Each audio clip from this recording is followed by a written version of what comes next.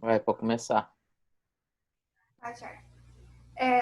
Boa tarde a todos. Nosso tema trabalha a leptospirose em grandes animais, mais específico voltado para bovinos e equinos. Trabalho é composto por mim, Gabriela, pela Isadora, pelo Matheus e pelo Vinícius. Antes de falar da doença propriamente dita, a gente tem que conhecer o agente etiológico. A leptospirose ela é causada por uma bactéria, no caso do gênero Leptospira. É uma bactéria espiroqueta gram-negativa, é um micro-organismo aeróbio estrito, pertencente à ordem Spiroquetalis da família Leptospiraceae e gênero Leptospira. O gênero Leptospira foi dividido em duas principais espécies, que é a Leptospira interrobens, que são as espécies das bactérias patogênicas, e a Leptospira biflexa, que são as saprófitas, de vida livre no ambiente e geralmente não causam doença.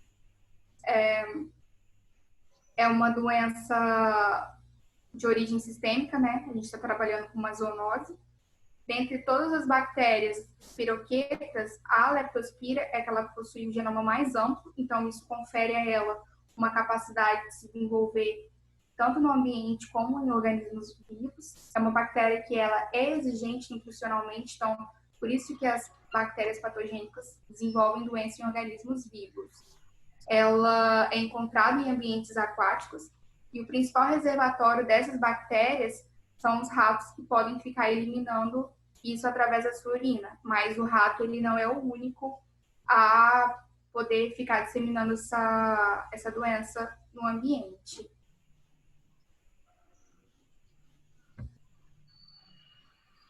Voltado agora para as espécies que são mais comuns de acometer bovinos e equinos, no caso dos bovinos, são hospedeiros de manutenção para a leptospira Bog pertencendo Sorovar rádio, que é conhecido também como a rádio bovis, e hospedeiros adaptados para L. interroga Sorovar rádio. No caso dessa L. Borg Petersene, no caso a rádio bovis, ela é a mais comum. Ou seja, geralmente ela está no ambiente, ela comete os bovinos e desenvolve a doença, mas a interrogans também é capaz de fazer isso e causar a doença. Essas são as principais espécies, mas não quer dizer que outras espécies de leptospira não possam fazer isso. Nos equinos, existem várias espécies, mas geralmente o sorovar mais comum dessas espécies são os sorovares comona, mas também tem o canicola, tem o wolf e tem outros. Por que eu falo isso? Porque a taxonomia da leptospirose ela é muito complexa, porque foram divididos o gênero em duas espécies, dessas espécies surgiram as subespécies, cada um com seu sorovar e com seu sorotipo. Então, é um genoma muito amplo e às vezes até difícil, né, da literatura mesmo descrever. Bom, falando da epidemiologia, a leptospirose ela tem bastante importância econômica no mundo todo, porque é uma doença bastante disseminada, mas ela tem suas regiões onde ela afeta mais, devido à grande quantidade de chuvas, né, que proporcionam lagos, que proporcionam maior quantidade de água represada, que pode ser fonte de contaminação devido à urina de ratos, de roedores e de outros animais contaminados. As regiões em que se há maior prevalência de bovinos e equinos com leptospirose são regiões tropicais e subtropicais, devido ao seu clima, e regiões onde há o solo e a água num pH mais neutro ou levemente alcalino. Basicamente, as leptospiras se desenvolvem melhor em pH de 7,2 a 7,4. Como as leptospiras fazem microcolônias dentro dos túbulos contorcidos renais, então, e ali se alojam por muito tempo, esses animais que são contaminados, eles são característicos por apresentar leptospirúria por bastante tempo, que pode variar de dias a anos. É bem comum em bovinos variar de 38 a 120 dias, mas, por exemplo, em ratos, que são os principais reservatórios dessa doença, pode acontecer por bastante tempo. No continente americano, como a Gabriela muito bem apresentou, né, a predominância dos sovares, o mais comum são os Adigio, a Pomona e a gripe ou tifose, sendo os bovinos, como ela bem falou, mais comuns contraírem com AD. Aqui eu mostro o ciclo da leptospirose, só mais ou menos para exemplificar. Aqui o rato, ele é apresentado como um carreador assintomático, porque ele não apresenta sintomas, ele apenas transmite essa doença, e ele pode transmitir através da água, de solo, de pastagens, né, onde ele urina e transmite o micro-organismo, transmite a bactéria, e isso tanto para animais selvagens como para animais domésticos.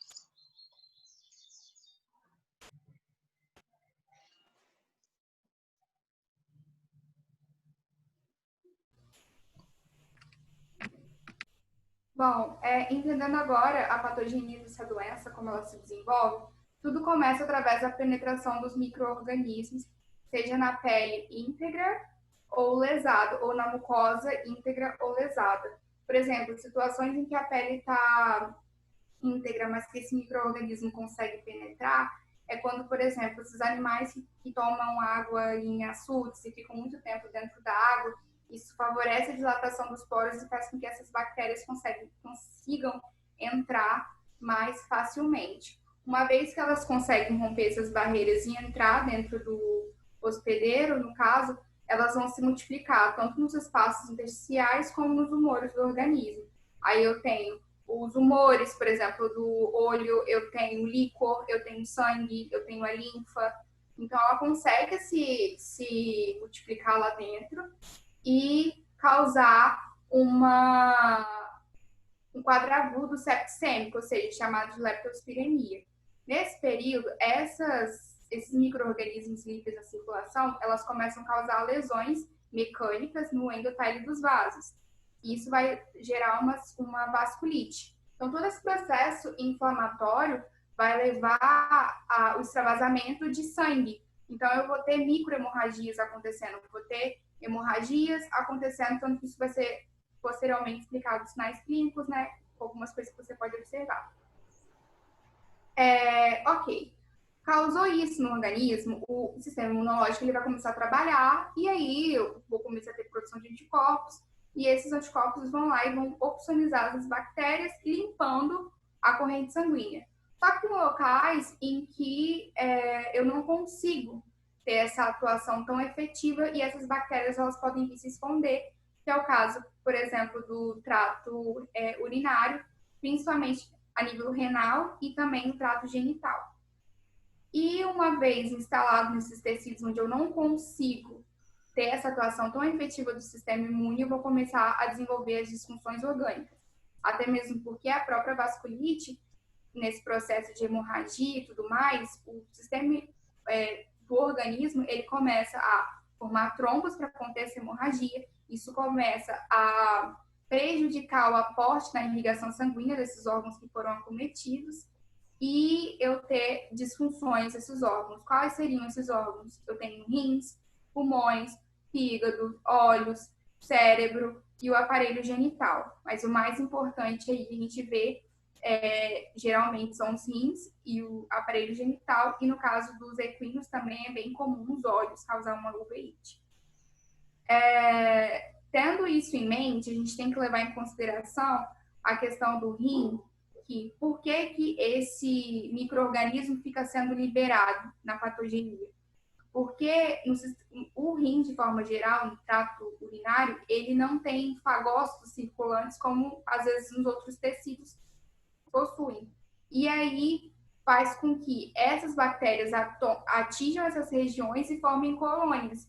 E, às vezes, quando chega no rim, essas bactérias vão causando lesões, que vão sendo cicatrizadas, né, da forma que vai dando para cicatrizar, até que eles chegam, porque esses micro-organismos chegam na luz dos túbulos renais e começam a ser liberados em conjunto com a urina. Então, fica aquele processo ali sempre ativo e liberando. Em alguns vertebrados é um processo mais intermitente, mas, por exemplo, nos ratos, a eliminação já é mais contínua, podendo ser eliminado enquanto o animal estiver vivo. Então, só relembrando, né? Devido a isso que a Gabriela falou, a ausência, né, a redução desses fagócitos nessa região de túbulos renais, essa região renal, vai haver essa facilitação da instalação de microcolônias nesses túbulos contorcidos renais, promovendo a região renal como o maior meio de transmissão da leptospirose.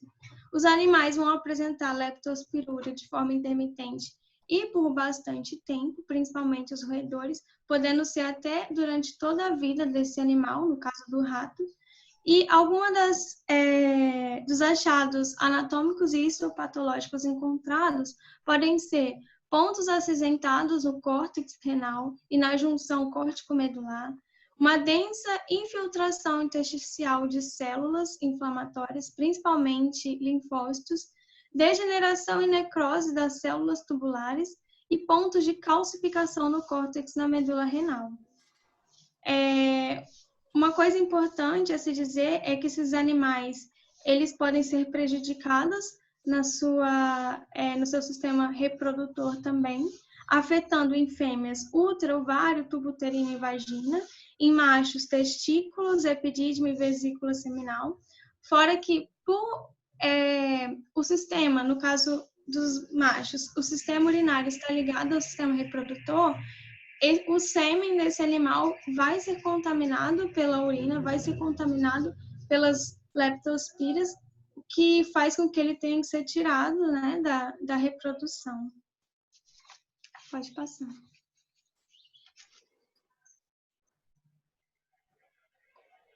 Bom, os sinais clínicos.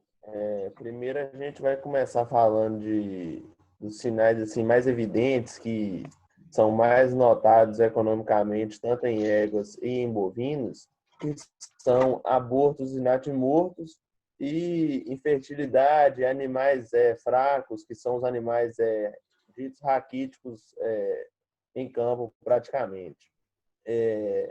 O aborto e o natimorto, ele ocorre mais ou menos ali de 4 meses de gestação em diante. Ele ocorre após a fase aguda, tanto em éguas quanto em bovinos. Na sorovar interrogans, o aborto ele pode ocorrer já após o 3º mês de gestação. E falando de leptospirose, falando de lado de éguas e de infertilidade, uma égua, uma vaca, ela pode persistir até 7 inseminações ou 7 montas, dando ali um resultado ruim, porque esse animal não consegue conceber, ele não consegue emprenhar. Pode passar.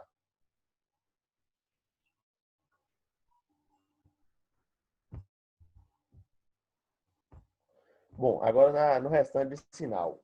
Como a Gabriela falou aí na patogenia, ele pode gerar uma vasculite. E essa vasculite ela pode desencadear vários outros mais sinais, como no caso pode ocorrer anemia pelo fato aí de ter microhemorragias, pode desencadear uma uveíte, uma ceratite, pode também ocorrer alteração da cor da íris, um glaucoma, uma corioretinite, ocorrer catarata. E também falando de outros sinais clínicos também que ocorrem na leptospirose, são hipóxia, depressão, apatia, relutância em se mover. Pode passar. Bom, agora eu vou falar sobre um pouco do diagnóstico da leptospirose. Igual a gente pode ter 3 pontos básicos para fazer o diagnóstico, é o epidemiológico, o clínico e o laboratorial. No epidemiológico, a gente vai observar alguns pontos que vai desde como a baixa efetividade reprodutiva dos animais do plantel, a uma existência de um alto índice de infestações de roedores ali naquele local da propriedade, seja aonde for. E também a gente vai observar uma associação desses casos suspeitos nas estações onde ocorre um maior índice pluviométrico. Isso a gente vai fazer com que a gente esteja um diagnóstico presuntivo de leptospirose associado a esses quadros. na clínica, não dá para a gente basear nos sinais clínicos para diagnosticar um diagnóstico definitivo de leptospirose, porque algumas outras doenças que causam problemas reprodutivos vão entrar como diagnóstico diferencial para a gente nesses casos, que é a BVD, brucelose, herpesvírus também vai entrar.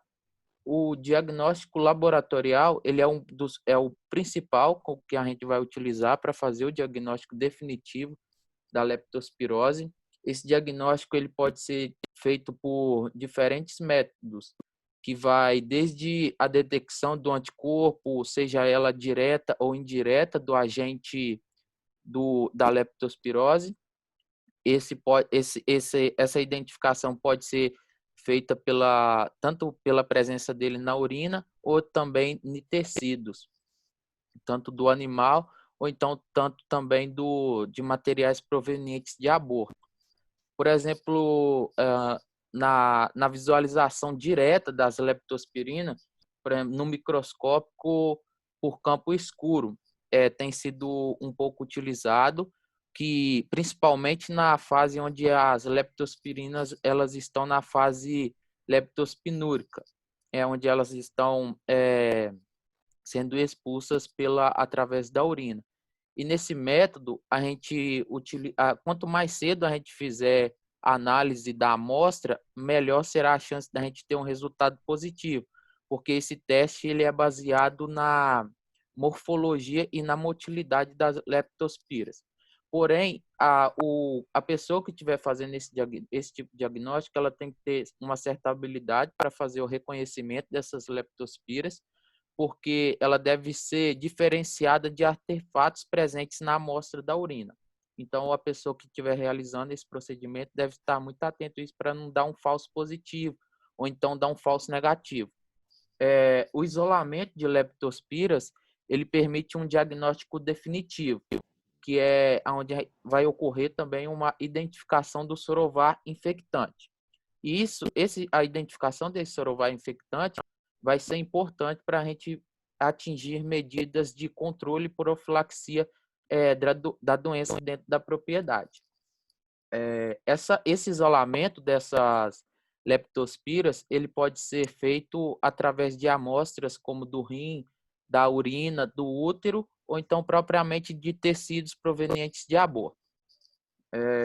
Essas técnicas de isolamento, elas têm um problema, que é que elas precisam de um laboratório específico. Então, não é qualquer laboratório que consegue fazer esse procedimento. Outra técnica que é utilizada em termo laboratorial é a detecção, o diagnóstico baseado pela detecção de anticorpo, onde o principal índice que utiliza isso é a soroaglutinação microscópica. Ela é uma referência que eles têm utilizado, ela é baseado na reação do antígeno da natureza lipopolissacarídica, que é encontrado na superfície dos anticorpos. Porém, eles apresentam algum problema de reação, porque eles apresentam, por conta da leptospirose ter vários subgrupos de sorovar, eles podem apresentar uma reação cruzada pelos diferentes sorogrupos. Então, isso ocorre principalmente na fase aguda da doença. Então, ela não é só essa desvantagem, ela apresenta a vantagem que ela é altamente específica também. Então, se tiver leptospirose, vai identificar, exceto esse caso da reação cruzada. E tem outras medidas também que apontam algumas desvantagens, que ela não consegue, a soroaglutinação, ela não consegue definir a diferença se o animal está com uma carga de anticorpo, se é proveniente de vacina ou então se é proveniente de uma própria reação imune do animal. Então, a gente tem que entrar no consenso aí com o proprietário para ele estar nos identificando se o animal já teve alguma vacinação ou não. A gente tem também a soroaglutinação por placa, que ela é de rápido a execução e o resultado sai rápido, porém a gente tem somente uma detecção de IgM. E isso, então, não dá para a gente, porque, por exemplo, a gente precisa de uma detecção de IgM e de IgG, que é para a gente definir o grau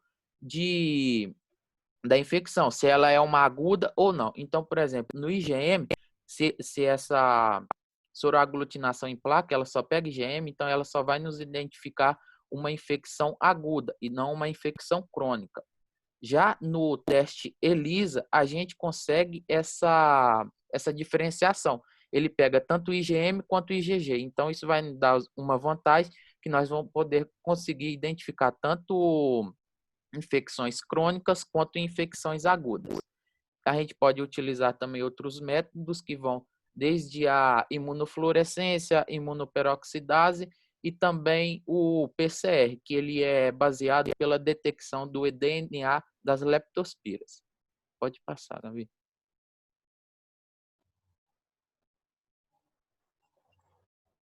O tratamento. Ainda a gente falando de um restante de sinal clínico que pode ser causado pela a leptospirose, são doenças secundárias à leptospirose que pode ocorrer, ela pode ocorrer como sinal clínico ou como secundária, que são mastites, que a leptospirose pode provocar uma agalaxia, que é a disfunção da glândula mamária, o animal não vai produzir leite, e também o tratamento dos outros sinais, como os que a gente abordou, de ceratite, de uveíte, também que o animal pode apresentar hematúria e hemoglobinúria. O tratamento é à base de antibiótico, streptomicina associado com penicilina G, e também o uso de tetraciclina no combate à bactéria, e o tratamento principalmente das doenças secundárias à leptospirose, que pode ser usado a ciclosporina A para tratar a uveíte.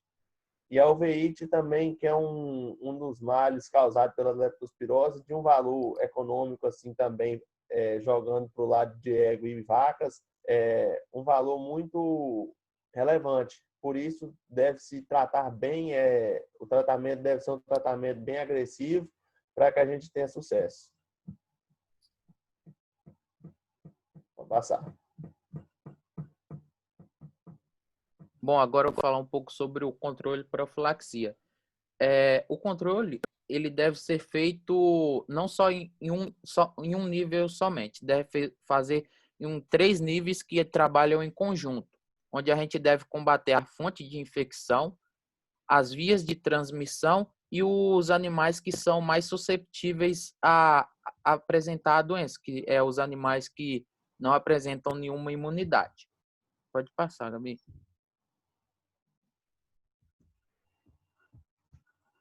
Não, volta lá. Bom, nessa primeira parte aqui se dá pelas fontes de infecção, que ela é representada principalmente pelos roedores, que são os principais transmissores da doença. Então, a gente deve fazer alguns esforços para a gente tentar diminuir o máximo com que ocorra o aparecimento desses animais. Então, a gente deve pegar algumas medidas de saneamento, basicamente, onde a gente deve fazer uma destinação correta do lixo, para não deixar lixo jogado, para que ocorra o aparecimento de animais. A gente fazer uma armazenagem correta dos alimentos e, principalmente, construir instalações que sejam à prova de roedores, a fim de evitar que esses roedores estejam presentes ali onde encontra aqueles materiais, principalmente os materiais que a gente vai utilizar para a alimentação dos animais. A gente deve evitar armazenar entulhos, qualquer coisa que seja de desuso, que possa servir como abrigo para esses animais, e a gente pode até fazer o uso de métodos ofensivos, que é o famoso veneno para rato. Ou então a gente pode utilizar também o uso de gatos, né? Que os gatos eles vão pegar os ratos e não vai deixar que ocorra a transmissão dessa doença aí para os animais. Pode passar agora. Em relação às fontes de transmissão, a gente deve ter muito cuidado com a água que esses animais vão estar ingerindo. Tem que ser uma água potável. Tem muita gente que fala que a água boa para o animal beber aquela água que você chegaria no bebedouro e você tivesse vontade de beber aquela água, tivesse coragem de beber aquela água.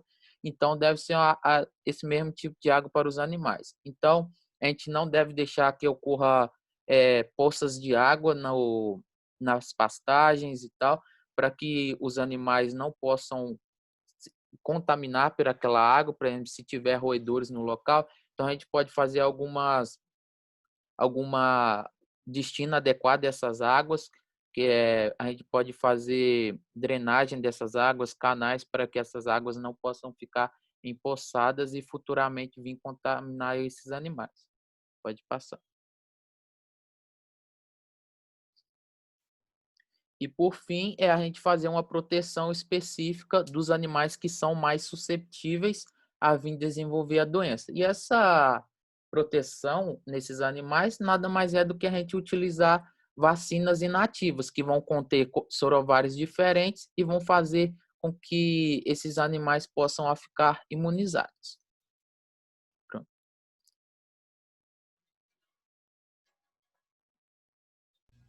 Só fazendo E um volta gancho lá no nessa questão que tratamento. o Matheus falou, pensar também na gente, médico veterinário, que vai trabalhar com isso. Não falo só médico veterinário de campo, mas também quem vive em cidade, porque é uma zoonose e a gente está o tempo inteiro mexendo com isso, né? Às vezes, não de forma direta, mas indireta, por exemplo, para quem vai trabalhar em frigorífico, ou para quem trabalha com animais de cidade, mas que tem contato com animais infectados assim.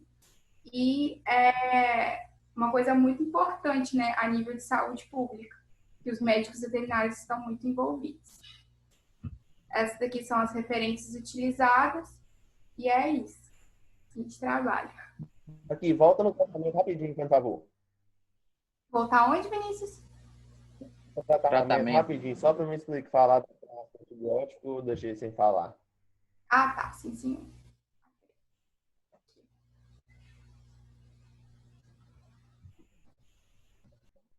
Só falando das classes do antibiótico, streptomicina pertence aos aminoglicosídeos, ela é um bactericida. A penicilina também é um bactericida pertencente aos beta-lactanos, por isso essa associação. E já a tetraciclina, ela é bacteriostática, por isso o uso dela é só. Pronto. Ok, então. Valeu, muito obrigado. Valeu. Tchau, obrigado.